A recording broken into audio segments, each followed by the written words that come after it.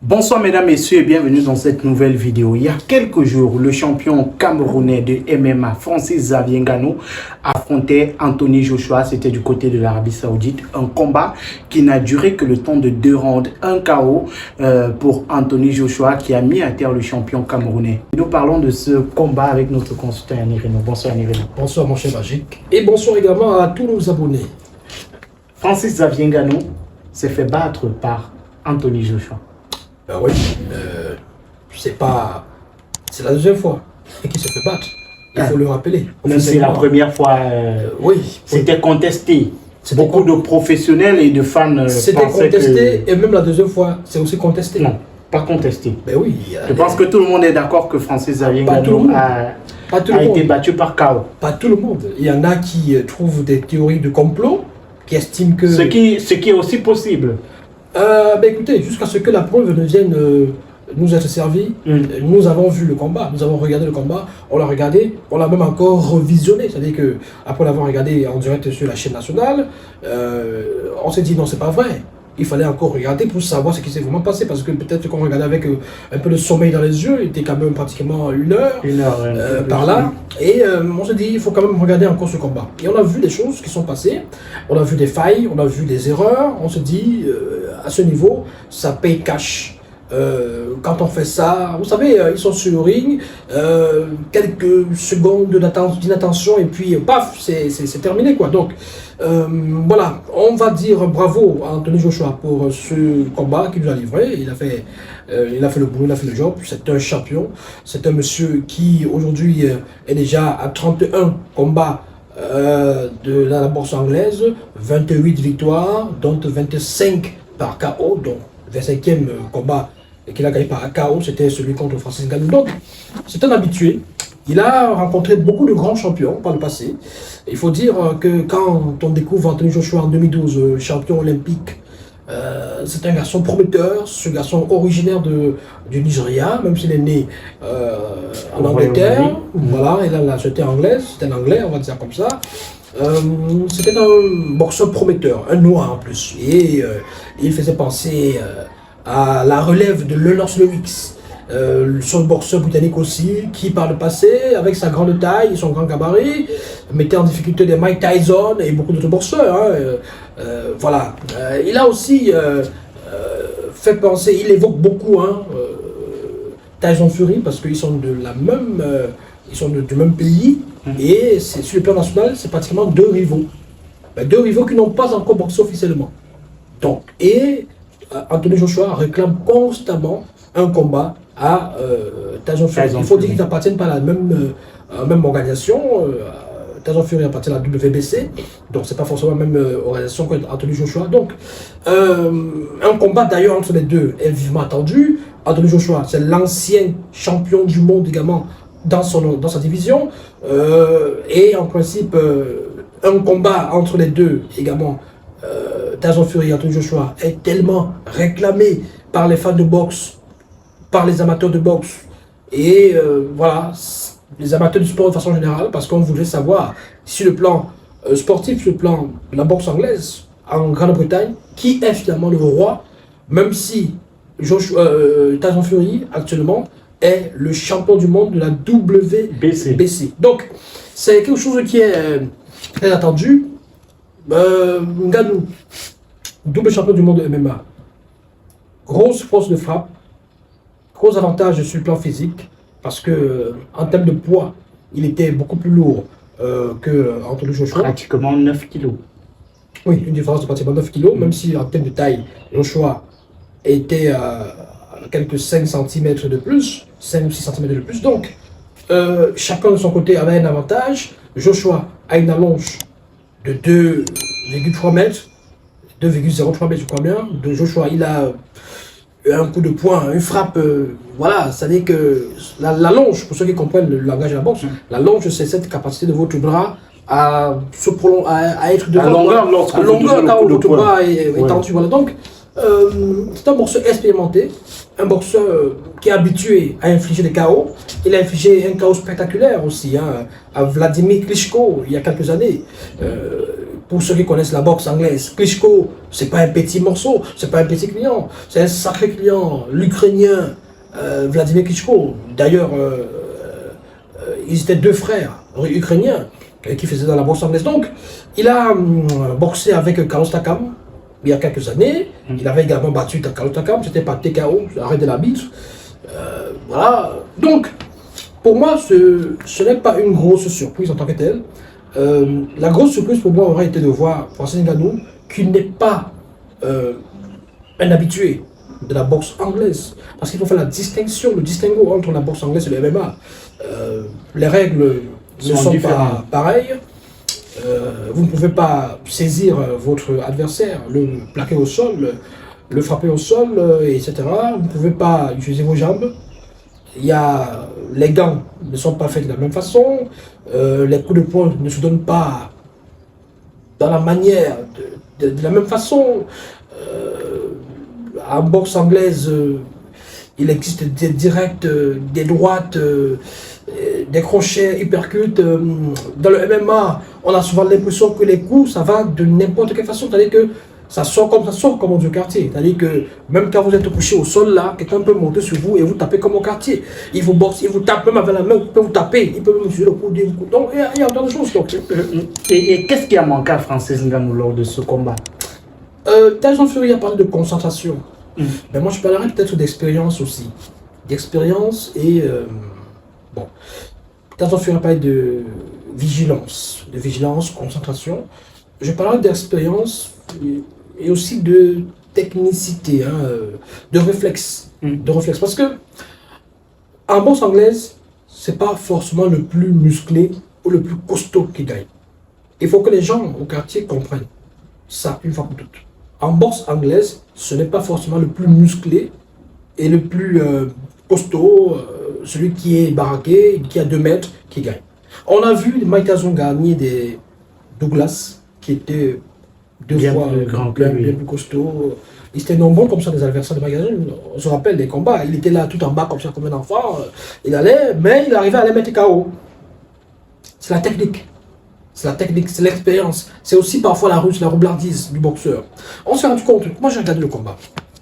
J'ai beaucoup plus retenu des choses quand j'ai revisionné le combat, la deuxième ou la troisième fois. J'ai vu, à l'entame du combat, un Francis Ngannou qui répondait présent. Parce qu'il faut le dire, il répondait présent. On a senti Joshua paniquer parfois. Oui. Hésiter même. Pas hésiter, mais qui prenait la mesure. Parce qu'il faut savoir que dès les premières minutes, les premières secondes du combat, le boxeur prend la température. On s'étudie. Il jauge, il étudie, il teste, il feinte pour voir la réponse en face. C'est la réponse en face qui lui permet de déclencher son attaque. Soit il attaque avec un enchaînement, soit il réagit et il se retire. Donc c'est ça en fait. Donc on a vu Anthony Joshua qui observait Francis Ngannou. On a vu Francis Ngannou qui observait aussi Anthony Joshua, mais qui tentait des choses.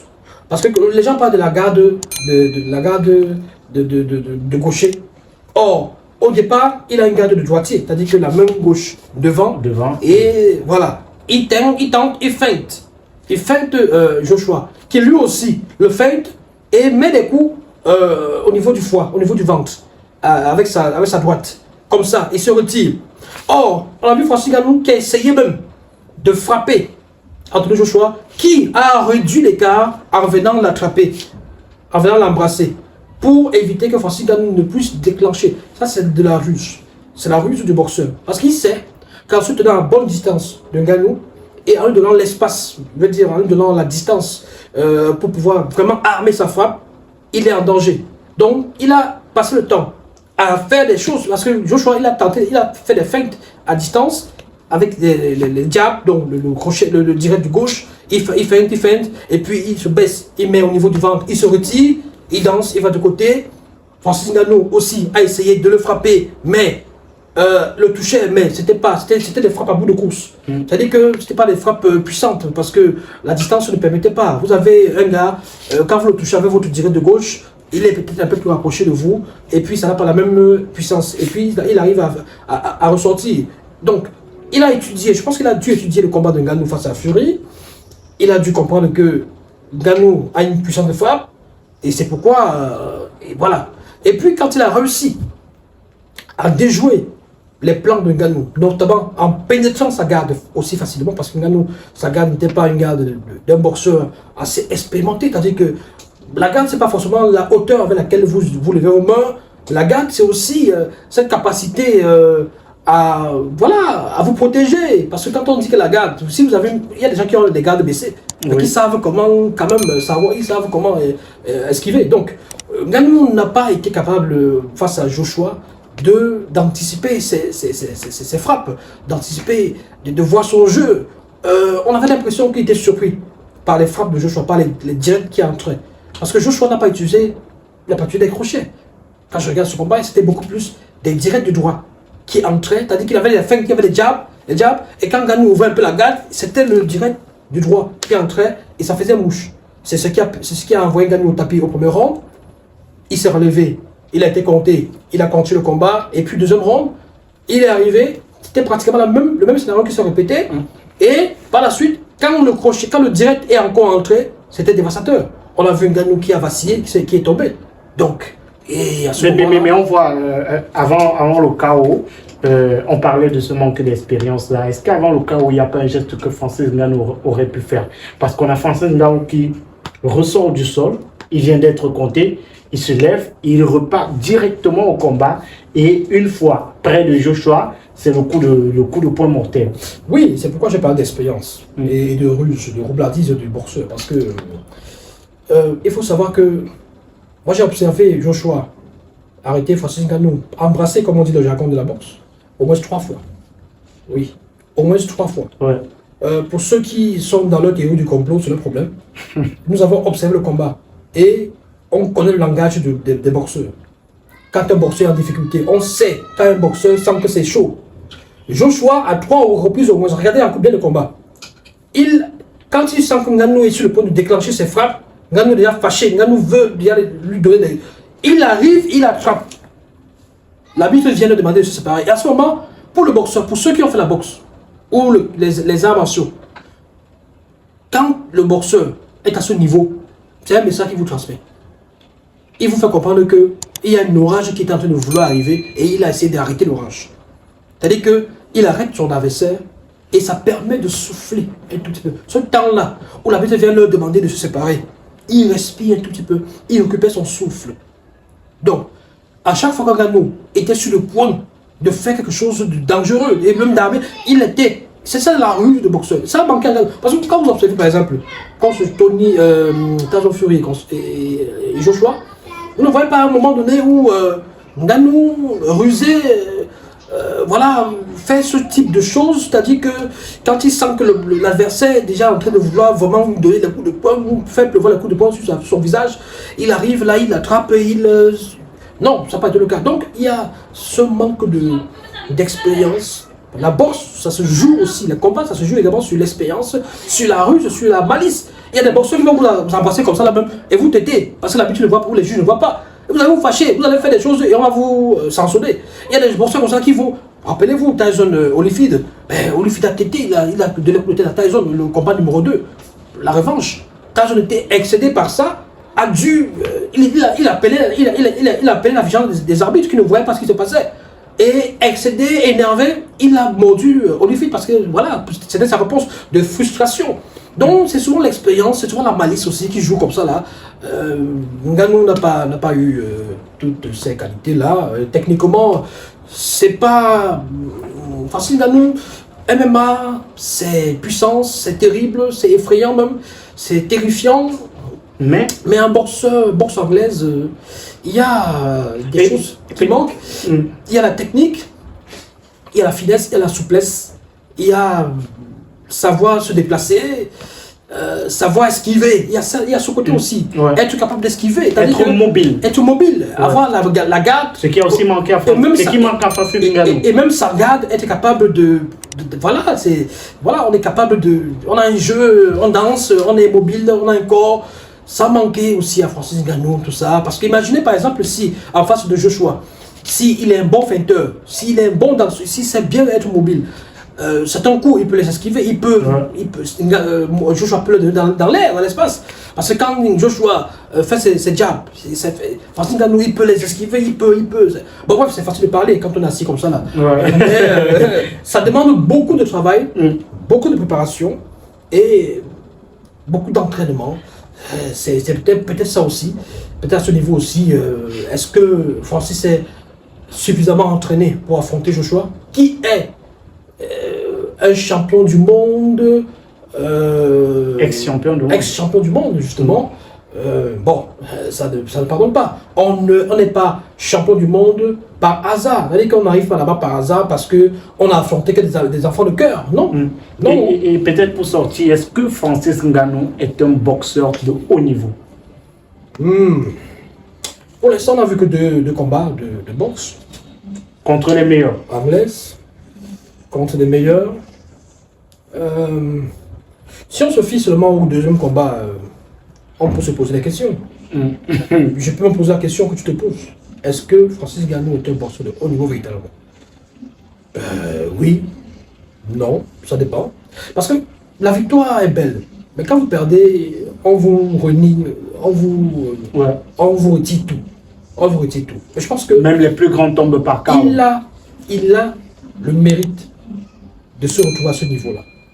Il a le mérite de se retrouver à ce niveau. C'est un pratiquant de MMA. Un pratiquant de MMA qui a décidé de laisser tomber l'UFC. Parce que les conditions salariales et de façon générale, l'assurance, tout ça, n'étaient pas au rendez-vous. Figurez-vous que Francis Ngannou a touché 600 000 $ lors de son dernier combat. Je crois que c'était contre Gann. Contre Gann. 600 000 $. Aujourd'hui, c'est 20 millions de dollars. Sur ces deux combats, c'est 25 fois plus. Joshua. C'est pratiquement 25 fois plus que ce que proposait l'UFC. Donc, il a le mérite d'avoir pris la décision de tenter autre chose, de se frotter au milieu de la boxe anglaise. Et est-ce que c'était une erreur de commencer par les meilleurs?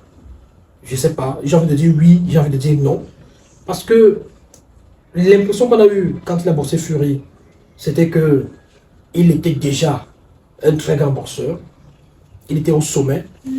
Et l'impression qu'on a, quand on a regardé le combat contre Joshua, on a l'impression qu'il a encore beaucoup à faire et beaucoup de travail encore. Parce que, comme je l'ai tantôt dit, la boxe anglaise, ce n'est pas juste une question de je suis fort physiquement, j'ai les muscles, je peux taper tout le monde.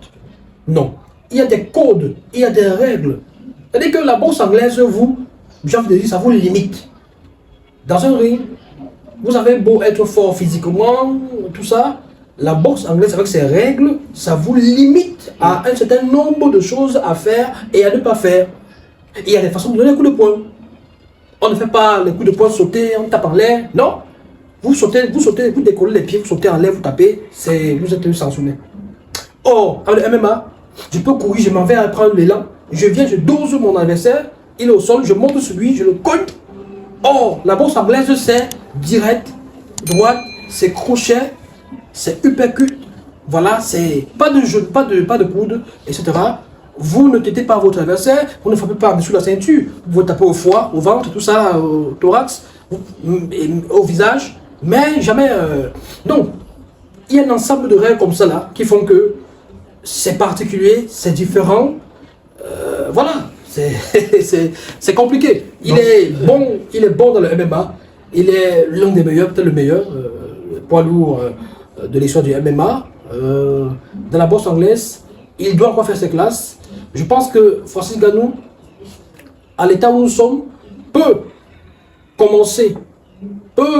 engager des combats contre des adversaires de moins de calibre que les grands champions du monde et aller progressivement. Et ça permet, parce que quand vous le faites, vous gagnez aussi en expérience, en assurance, en réflexe, vous rodez votre machine. Parce qu'il y a des boxeurs, ils sont nombreux, qui sont là. Dans la WBC, vous avez des Joe Jones. Peut-être ça ne rapporte pas des Joe Jones, en termes de prestige, en termes d'argent. Est-ce que ces combats ont été organisés pour les vrais enjeux sportifs ou est-ce que ces combats ont été organisés juste pour la promotion de l'Arabie Saoudite? Voilà, par exemple. Donc il y a toutes ces questions qui se posent. Mais je voulais rassurer les gens, je voulais leur dire, arrêtez ces affaires de conspiration, de thèses, comme quoi c'était des arrangements et tout ça. Anthony Joshua est un excellent boxeur qui n'a pas besoin forcément des arrangements pour battre Francis Ngannou. Francis Ngannou n'est pas un homme imbattable, invincible, invulnérable, non. En MMA, oui, mais en boxe... Même en MMA, il peut arriver qu'il soit battu. Non, il